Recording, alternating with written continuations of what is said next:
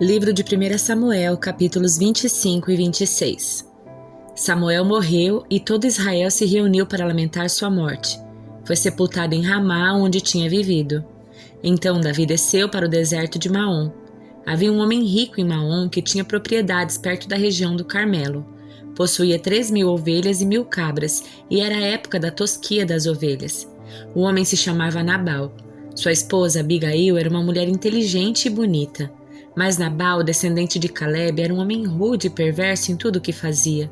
Quando Davi soube que Nabal estava tosqueando as ovelhas, chamou 10 rapazes e lhes disse: Subam ao Carmelo e vão a Nabal. Enviem saudações em meu nome e digam a ele: Paz e prosperidade ao Senhor e à sua família, e tudo o que é seu. Disseram-me que é época de tosquia. Enquanto seus pastores estiveram entre nós perto do Carmelo, nunca lhes fizemos mal e nada foi roubado deles. Pergunte a seus homens, e eles dirão que isso é verdade. Diante disso, pedimos que o Senhor seja bondoso conosco, pois chegamos numa época de celebração. Por favor, reparta conosco e com seu amigo Davi o que puder dos seus mantimentos. Os rapazes transmitiram essa mensagem a Nabal em nome de Davi e esperaram pela resposta. Quem é esse tal de Davi? Perguntou-lhes Nabal. Quem esse filho de Jessé pensa que é? Hoje em dia, muitos servos que fogem dos seus senhores.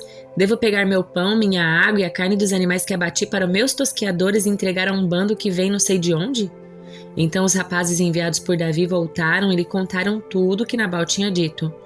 Peguem suas espadas, disse Davi, e pôs sua espada à cintura, e seus homens fizeram a mesma coisa. 400 deles partiram com Davi, enquanto 200 ficaram para guardar a bagagem. Enquanto isso, um dos servos de Nabal foi até Abigail e lhe disse: Davi enviou mensageiros do deserto para saudar nosso senhor, mas ele lhes respondeu com insultos. Os homens de Davi foram muito bons conosco e nunca nos fizeram mal. Nada foi roubado de nós durante o tempo em que estiveram conosco no campo. Na verdade, dia e noite eles foram como um muro de proteção para nós e para as ovelhas. É bom que a senhora leve esses fatos em consideração e resolva o que fazer, pois haverá problemas para nosso senhor e para toda a sua família. Nabal é um homem tão cruel que ninguém consegue conversar com ele. Sem perder tempo, Abigail providenciou 200 pães, 2 vasilhas de couro cheias de vinho, 5 ovelhas preparadas, 5 cestos de grão tostado, 100 bolos de passas e 200 bolos de figo. Colocou tudo em jumentos e disse aos servos: Vão adiante e logo os seguirei. Mas não contou ao seu marido Nabal o que estava fazendo. Quando Abigail entrava no desfiladeiro montada em seu jumento, avistou Davi e seus homens vindo em sua direção. Davi tinha acabado de dizer: De nada adiantou ajudarmos esse sujeito. Protegemos seus rebanhos no deserto e nenhum dos seus bens se perdeu ou foi roubado. Mas ele me pagou o bem com o mal. Que Deus me castigue severamente se eu deixar um homem ou menino vivo na casa de Nabal até amanhã de manhã. Quando Abigail viu Davi, desceu depressa do jumento, se curvou diante de Davi com o rosto em terra, caiu a seus pés e disse: A culpa é toda minha, meu senhor, por favor, ouça o que a sua serva tem a dizer. Nabal é um homem perverso e não dê atenção ao que ele disse. Ele é um insensato, como seu nome indica, mas eu nem sequer vi os rapazes que o Senhor enviou. Agora, meu senhor, tenha certeza de que tão certo como vive o Senhor e tão certo como a sua própria vida, foi o Senhor que o impediu de matar e se vingar com as próprias mãos. Que todos os seus inimigos e os que procuram matá-lo acabem como Nabal. Aqui está um presente que sua serva trouxe para o Senhor e seus companheiros. Por favor, perdoe-me se o ofendi de algum modo. Que o Senhor lhe conceda uma dinastia duradoura, pois está lutando as batalhas do Senhor. Que ele o livre de fazer o mal durante toda a sua vida. Mesmo quando for perseguido por aqueles que procuram matá-lo, sua vida estará segura sob o cuidado do Senhor seu Deus, protegida como um tesouro. Mas a vida dos seus inimigos desaparecerá como pedras atiradas de uma funda. Quando o Senhor tiver feito tudo o que prometeu e o tiver colocado como líder de Israel, não haverá em sua consciência a tristeza e o peso de ter derramado sangue e se vingado sem necessidade. E quando o Senhor tiver feito grandes coisas em seu favor, lembre-se da sua serva. Davi respondeu a Abigail: Louvado seja o Senhor, Deus de Israel, que hoje a enviou ao meu encontro. Graças a Deus por seu bom senso, que você seja abençoada por me impedir de matar e me vingar com minhas próprias mãos, pois tão certo como vive o Senhor, o Deus de Israel, que me impediu de lhe fazer mal, se você não tivesse vindo depressa ao meu encontro, amanhã pela manhã não haveria nenhum homem ou menino vivo na casa de Nabal. Então Davi aceitou o presente de Abigail e lhe disse: Volte para casa em paz. Ouvi o que você disse e farei o que me pediu. Quando Abigail chegou em casa, viu que Nabal estava oferecendo um banquete digno de rei. Ele se divertia e já estava muito bêbado, de modo que ela só lhe contou sobre o encontro com Davi na manhã seguinte. Pela manhã, quando Nabal estava sóbrio, sua esposa lhe contou o que havia acontecido. Como consequência, ele teve um mal súbito e ficou completamente paralisado. Passados cerca de 10 dias, o Senhor o feriu e ele morreu. Quando Davi soube que Nabal estava morto, disse: Louvado seja o Senhor que vingou o insulto que recebi de Nabal e me impediu de fazer o mal. O Senhor retribuiu a Nabal o castigo por seu pecado. Então Davi enviou mensageiros a Abigail para pedir que se tornasse sua esposa. Quando os mensageiros chegaram ao Carmelo, disseram a Abigail: Davi mandou buscá-la para que se case com ele. Ela se curvou com o rosto em terra e respondeu: Eu, sua serva, ficarei contente em me casar com Davi e como uma serva lavar os pés dos seus servos. Sem demora, Abigail montou no jumento e, levando consigo 5 moças que a serviam, voltou com os mensageiros de Davi e assim se tornou esposa dele. Davi também se casou com Ainoã de Jezreel e ambas foram suas esposas. Nesse meio tempo, Saul tinha dado sua filha Mical, esposa de Davi, a um homem de Galim chamado Paute, filho de Laís. Alguns homens de Zife foram até Saul em Gibeá para lhe dizer: Davi está escondido na coluna de Aquilá, em frente ao deserto de Gesimom.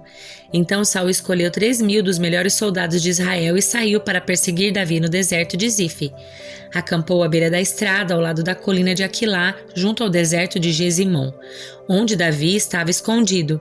Quando Davi soube que Saul tinha vindo atrás dele no deserto, enviou espiões para confirmar a notícia de que Saul havia chegado. Então Davi foi ao acampamento de Saul para ver o que se passava por lá.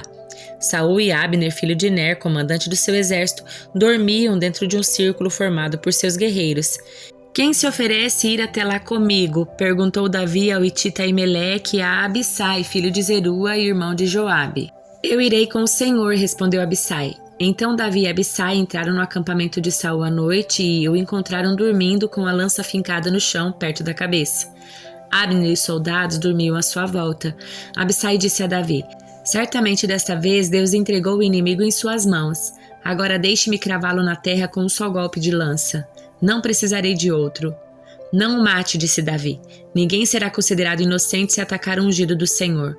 Por certo, o Senhor ferirá Saul algum dia ou ele morrerá de velhice ou na batalha. Que o Senhor me livre de matar o homem que ele ungiu.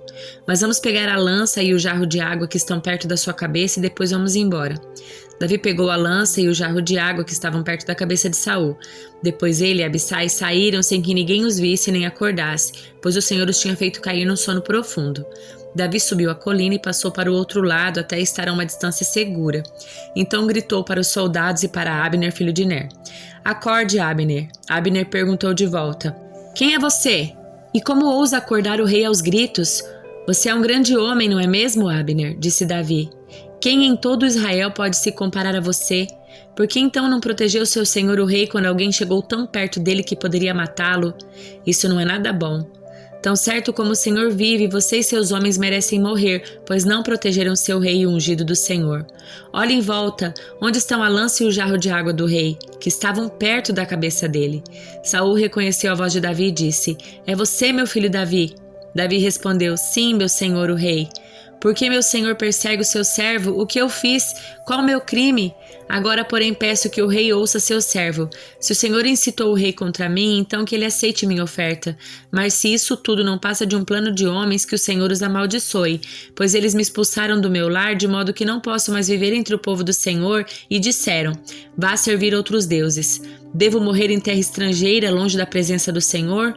Porque o rei de Israel sai à procura de uma pulga? Porque me persegue como uma perdiz nos montes? Então Saul disse: Pequei. Volte para casa, Davi, meu filho, e não procurarei mais lhe fazer mal, pois hoje você considerou minha vida preciosa. Tenho sido insensato e cometi erros muito graves. Aqui está sua lança, ó rei, respondeu Davi. Mande um dos seus servos vir pegá-la. O Senhor recompensa quem age com justiça e lealdade, e eu me recusei a matar o rei, mesmo quando o Senhor o entregou em minhas mãos, pois é ungido do Senhor. Agora que o Senhor considere minha vida preciosa, como hoje considerei preciosa a vida do rei, que ele me livre de todos os meus sofrimentos. E Saul disse a Davi: Seja abençoado, Davi, meu filho. Você realizará muitos feitos heróicos e certamente será bem-sucedido. Então Davi foi embora e Saul voltou para casa.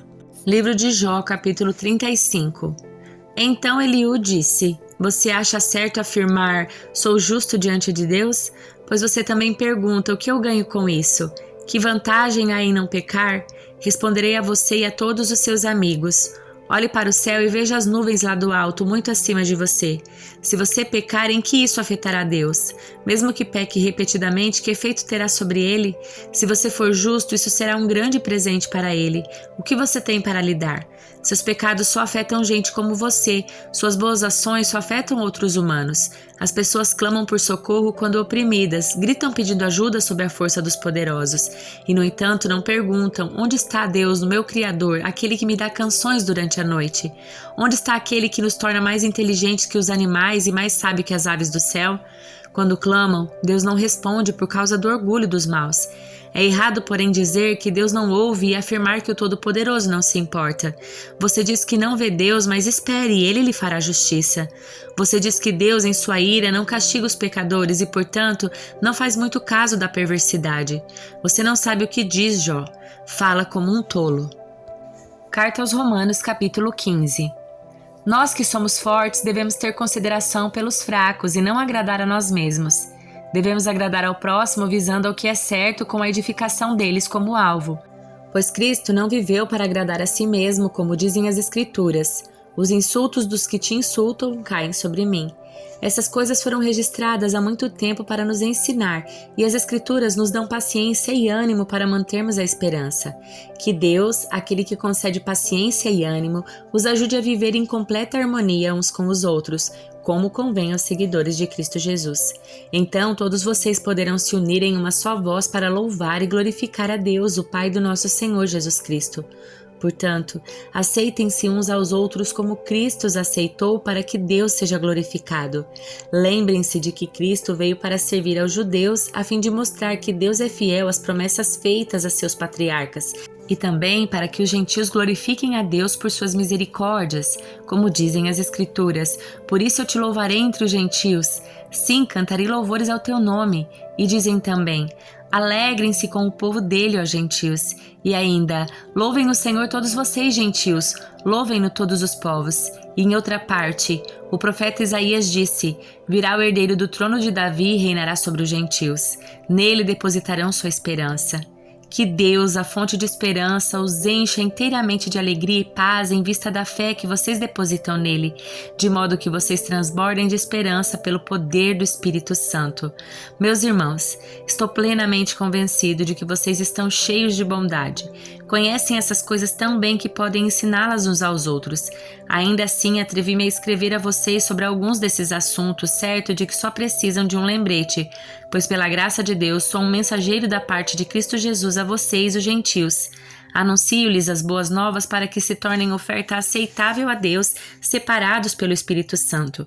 Tenho motivo, portanto, para me entusiasmar com o que Cristo Jesus tem feito por meio do meu serviço a Deus. E, no entanto, não ouso me vangloriar de nada, exceto do que Cristo fez por meu intermédio, a fim de conduzir os gentios a Deus por minha mensagem e pelo meu trabalho, convencendo-os pelo poder de seus sinais e maravilhas e pelo poder do Espírito Santo de Deus. Assim, apresentei plenamente as boas novas de Cristo desde Jerusalém até o Ilírico. Sempre me propus a anunciar as boas novas onde o nome de Cristo nunca foi ouvido, para não construir sobre alicerce alheio, pois conforme dizem as Escrituras, aqueles aos quais ele nunca foi anunciado verão, e os que nunca ouviram falar dele entenderão. É por isso, aliás, que há tanto tempo tenho adiado minha visita a vocês, porque estava pregando nesses lugares. Mas agora que terminei meu trabalho nessas regiões e depois de tantos anos de espera, estou ansioso para visitá-los. Planejo ir à Espanha e, quando for, espero passar por Roma. E depois de ter desfrutado um pouco da sua companhia, vocês poderão me ajudar com a viagem. Antes de visitá-los, porém, devo ir a Jerusalém para servir ao povo santo de lá, pois os irmãos da Macedônia e de Acaia juntaram de boa vontade uma oferta para os pobres dentre o povo santo em Jerusalém. Ficaram contentes em fazê-lo, pois se sentem devedores deles, porque os gentios receberam as bênçãos espirituais das boas novas dos irmãos em Jerusalém. Consideram que no mínimo podem retribuir ajudando-os financeiramente. Assim que eu tiver entregado o dinheiro e completado essa boa ação dos gentios, irei à Espanha visitando vocês de passagem. E estou certo de que quando for, Cristo abençoará ricamente nosso tempo juntos. Irmãos, peço-lhes em nome do nosso Senhor Jesus Cristo e pelo amor que lhes foi dado pelo Espírito Santo, que se unam a mim em minha luta, orando a Deus em meu favor. Orem para que eu me livre dos que estão na Judéia e que se recusam a crer. Orem também para que o povo santo em Jerusalém se disponha a aceitar a oferta que estou levando. Então, pela vontade de Deus, poderei visitar vocês com o coração alegre e teremos um tempo de descanso juntos. Que o Deus que nos dá paz esteja com todos vocês. Amém.